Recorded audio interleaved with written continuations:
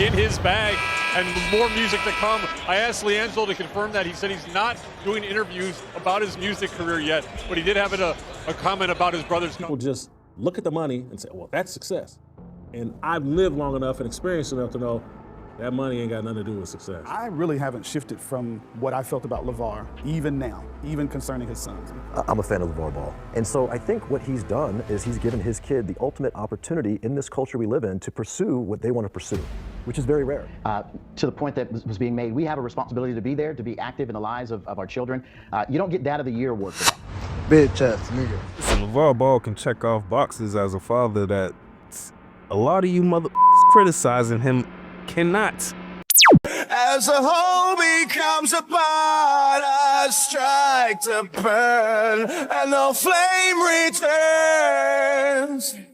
We live in such a secular, money-driven culture that people just look at the money and say, well, that's success. And I've lived long enough and experienced enough to know that money ain't got nothing to do with success. That money primarily is a reflection of like, oh, you've been pretty secular.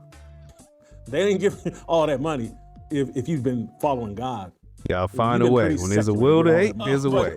Anyway, I thought y'all would enjoy the conversation and maybe could bring, how should we be feeling about LAVAR Ball? I do think, hey, his sons are making money and all of that, but last thing I'll say, and then I'm gonna let y'all talk.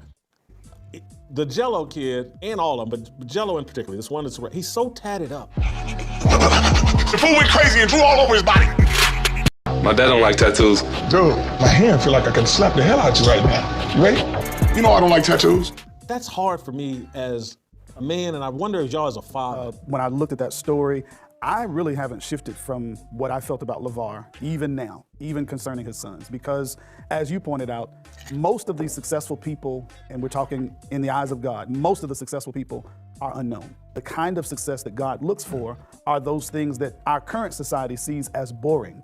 Being wise, being good stewards of what you have, being married, having children, not engaging in the salacious activities of the world. That's boring. LAVAR Ball. LAVAR and his wife, they weren't, uber wealthy, but they were, fairly well off. You have a prime opportunity to raise these boys in a way that, man, keeps them from these distractions and let them, rather than giving them what you didn't have, giving them and teaching them what you didn't know about Christ. I'm a fan of LAVAR Ball. I think he was annoying with his kind of upfront attitude and sort of in-your-face attitude on the television. That's fine. But a father has a few roles. Number one is to be there. Just being present, right? Being in your kid's life, being married to the wife, to the mother. Number one is to protect the kids, and third is to provide. And so I think what he's done is he's given his kid the ultimate opportunity in this culture we live in to pursue what they want to pursue, which is very rare. Oftentimes we just go off to school and we kind of listen to guidance counselors who don't have our best interests in mind necessarily. Maybe they want to black dude in the bottom left is hating. This confusing world, and we have to figure out what we want to do and how we're going to earn money, how we're going to provide for our family. And I think even a father's role is for life, but your influence kind of fades after the kids turn 14, 15, 16 what you gonna do after that, man? So I think he was doing a good job being out there and paving the path for them, being upfront, taking the hits where the kids didn't have to as they were maturing into adulthood. I also think it's great that he started this sneaker brand. Like, why not? We're in America. Try everything. Give it a shot. Shout out to this man. I don't know who this dude is, but shout out to him. Right? I've had a couple successes. I admire the guy. I think he's done a good job inspiring his kids, encouraging his kids, and leading them.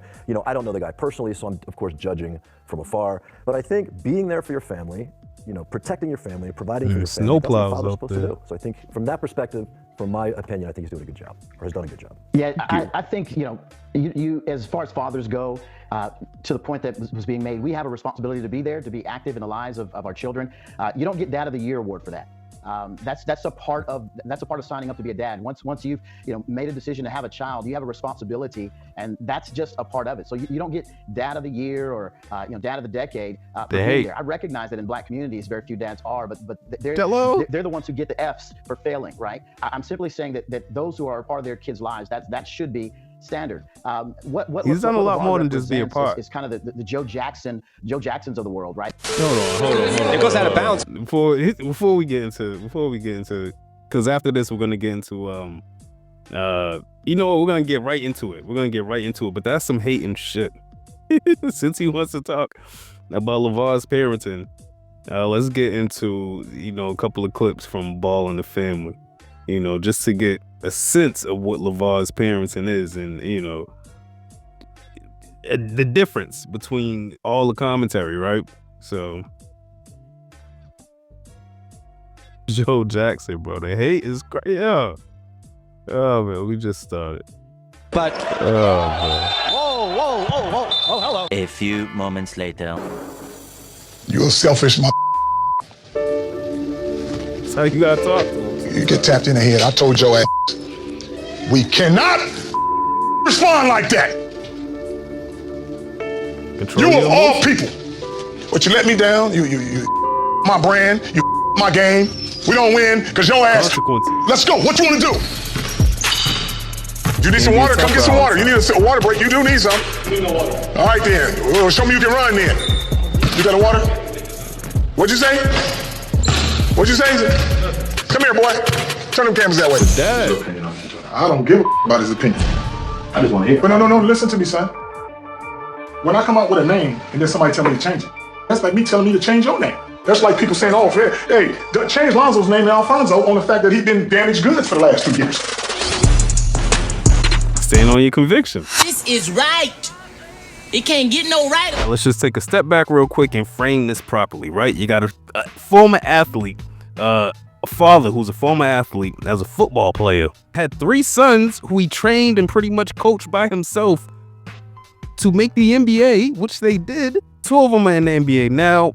One had a stint in the NBA, but now he's a rapper because he has a #1 song out called Tweaker. Outside of that same middle son getting in trouble a few years back as a teenager for shoplifting an item he could have afforded, none of the boys have been in any type of trouble. Not to mention the 2 that are in the NBA now with high lottery picks, again, and stars right now. 3 self-made millionaires who are good citizens because their father made them put in the work. And as you've seen in a few clips in the video, you made the 3 boys take accountability when they up. That's what a father does. If nothing else, that makes him a good father, if not one of the greatest fathers of all time. Especially if you're talking about in the black community. But then, of course, you got people like Jason Whitlock and the other 2 Negroes on the panel who can't stand when someone black like them reaches success without having to, code switch, suck dick, or kiss ass. There's black conservatives, and then there's black. These are black pandering to anyone rubbed the wrong way by black culture, even when it doesn't make sense to do so. Good thing the conservative white guy was there to bring some balance and defend LAVAR Ball and give a level-headed assertion without bias, which is, as I mentioned, with 3 sons raised into successful fathers themselves, if I'm not mistaken, I think they're all fathers, who have also generated generational wealth in their early 20s and are not hardened criminals. LAVAR Ball is a good dad. Dare I say, one of the greatest fathers ever. He's got the receipts, but what do I know? Let me know what y'all think in the comments. Like, subscribe if you like the content, hit the notification bell, and with that said, hopefully you've been entertained and informed while passing this precious time that we have, and hopefully I've earned your sub. I go by the name of Mac. This has been Doing It for GP. Till next time. Can't treat him like any of the other niggas around here, because he ain't like any of the other niggas around here. Never did me, I spit the truth. Call you aware, fear-driven niggas get the boot. All of you squares couldn't fit up in my circle. All of us red and will hurt you severe. Slow your roll, nigga, patience is a virtue.